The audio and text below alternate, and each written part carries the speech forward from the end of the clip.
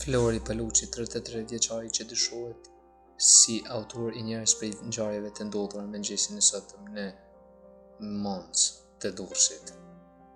U qellua më pas për vdekjen nga shoku I viktimës së parë, Arjanit Kurti, 23 vjeçar.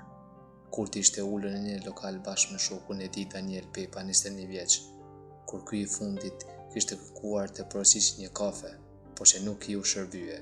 Në këtë moment në debat u përfshi edhe Paluçi, I cili ndodhej në tavolinë me kamarierin.